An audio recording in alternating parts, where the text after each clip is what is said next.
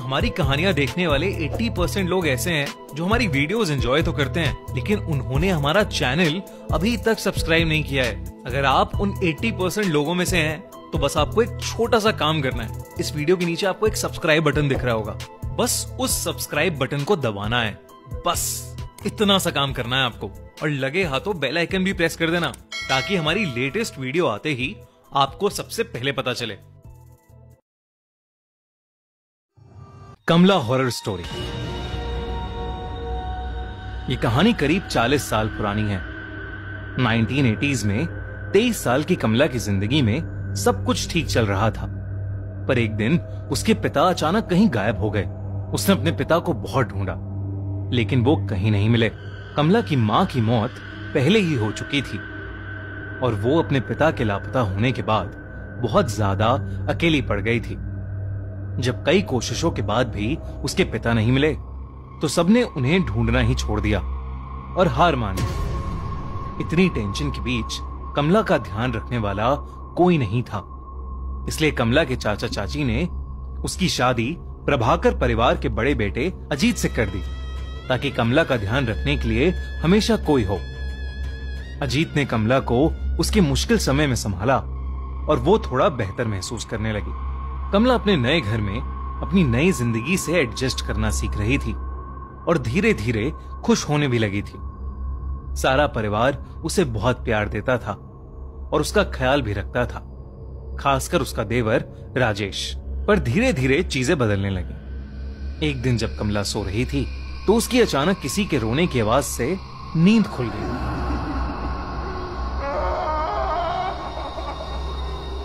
उसने अपने बगल में देखा तो अजीत अभी भी सो रहा था, और कमरे में उन दोनों के अलावा और कोई नहीं था। उसे वो आवाज फिर से आई, लेकिन अभी भी उसे कोई नहीं दिख रहा था।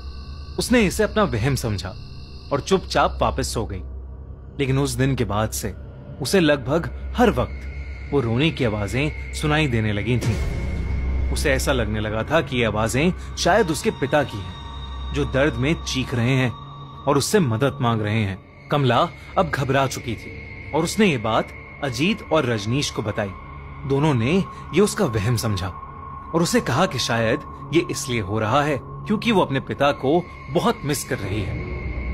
धीरे धीरे कमला की तबीयत भी खराब रहने लगी। उसे हर वक्त गुस्सा आने लगा था। वो छोटी छोटी बातों पर चिढ़ जाती थी, और अगर उसे कोई किसी भी चीज के लिए मना करता, तो वो उसको जान से मारकर खाने की धमकी देने लगी थी। सबको लगा कि अपने पिता के खोने का दुख उसके दिमाग पर हावी हो रहा था, लेकिन इस सब के बीच कमला को वो आवाजें अभी भी आ रही थीं। एक दिन वो आवाज कमला को हवेली के एक पुराने कमरे से आ रही थी। वो जब उस कमरे में गई, तो उसे वहां एक काली मूर्ति मिली। उस मूर्ति को देखते ही उसे एक अजीब सी बेचैनी महसूस हुई, लेकिन जैसे ही उसने मूर्ति को छुआ, उसे बेहद अजीब सा लगने लगा।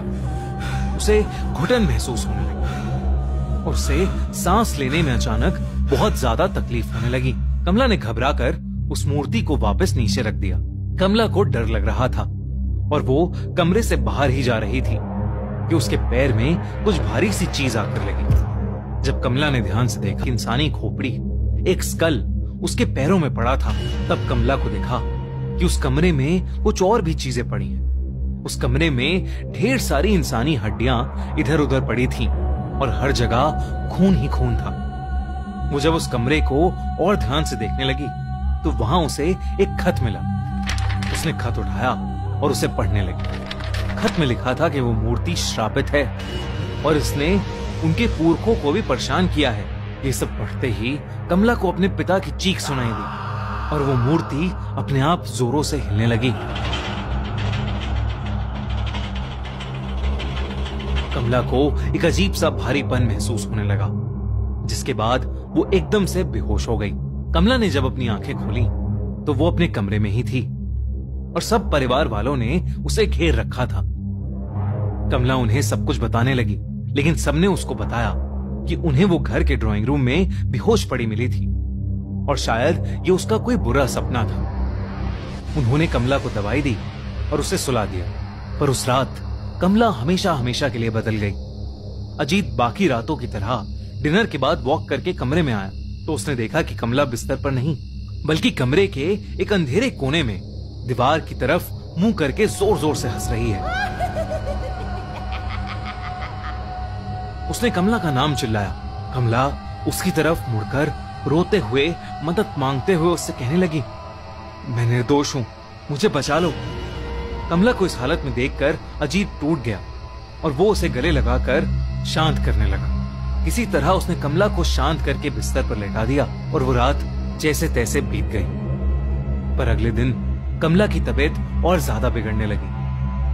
अगर कोई भी उसका नाम लेता तो वो उसकी तरफ मुड़कर उसे जान से मारने की धमकी देती। कमला की शक्ल भी अब बदलने लगी थी। धीरे धीरे उसका चेहरा सफेद पड़ने लगा था, आंखों के नीचे काले गड्ढे हो गए थे और वो पागलों की तरह बिहेव करने लगी थी। सारा प्रभाकर परिवार कमला को इस हालत में देखकर बहुत परेशान था, क्योंकि कमला ने रात को पागलों की तरह हंसना शुरू कर दिया था। कमला पूरा दिन बस रोती और हंसती रहती। प्रभाकर परिवार को लगा कि कमला पागल हो चुकी है, लेकिन उससे पहले वो कुछ कर पाते, उनके साथ एक बहुत बड़ा हादसा हुआ। एक दिन शाम को कमला के ससुर अपने रूम में बैठकर चाय पी रहे थे, जब उन्हें एकदम से अपनी पीठ पर ऐसा महसूस हुआ कि जैसे उनकी पीठ में कोई नुकीली चीज घुसा दी। उन्होंने दर्द में जब मुड़कर देखा तो कमला वहां खड़ी पागलों की तरह हंस रही। कमला के हाथों के नाखून कमला के ससुर की पीठ के अंदर थे।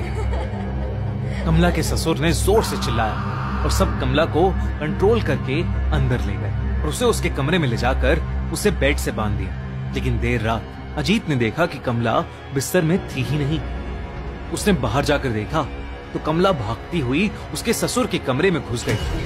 अजीत कमला को पुकारता हुआ उनके कमरे में घुसा, पर इससे पहले वो कुछ कर पाता, कमला ने अपने ससुर को पकड़ लिया और बिना कुछ सोचे समझे उन्हें जानवरों की तरह मारकर उनके शरीर का मांस नोचने लगी और फिर उसे खाने लगी। पूरा घर चीखों और डर से गूंज उठा, लेकिन कोई भी कमला को रोक नहीं पा रहा था। अजीत और उसकी मां ने कमला को उनके पिता की लाश के साथ लॉक कर दिया। उन्हें कुछ समझ नहीं आ रहा था और अंदर कमला पागलों की तरह चिल्लाई जा रही थी। वो जोर जोर से चीख कर कह रही थी कि मैं सबको खा जाऊंगी। अजीत की मां को समझ आ गया था कि कमला पर किसी का काला साया पड़ गया है, या वो खुद एक चुड़ैल बन चुकी है, जिसे रोक पाना अब शायद असंभव हो गया है। उस रात उनकी मां अपने दोनों बेटों को लेकर उस हवेली से निकल गई और अपने एक रिश्तेदार के घर चली गई। जब वो अपने रिश्तेदार के घर पहुंचे तो अजीत की मां ने उसे बताया कि कमला के साथ जो हो रहा है वो कोई इत्तेफाक नहीं बल्कि काला जादू है, जो उनके घर के एक पूर्वज करते करते मर गए। उन्होंने अजीत को बताया कि उनके घर में एक शैतानी मूर्ति है जो शापित है और उसी शैतान का साया शायद कमला पर आ गया है, पर अब वो किसी को नहीं छोड़ेगी। कुछ समय बाद उस हवेली से 4 डेड बॉडीज मिली। अजीत के दोनों पेरेंट्स और कमला, सबकी डेड बॉडीज को वहां से ले जाया गया। राजेश उस दिन के बाद कहीं गायब हो गया। लोग कहते हैं कि आज भी उस हवेली में कमला की आत्मा भटकती है और वो किसी को नहीं बख्शती, और अगर कोई भी उस हवेली में गया तो वो उसकी जान ले लेगी, और इसीलिए आज तक वो हवेली वीरान पड़ी है।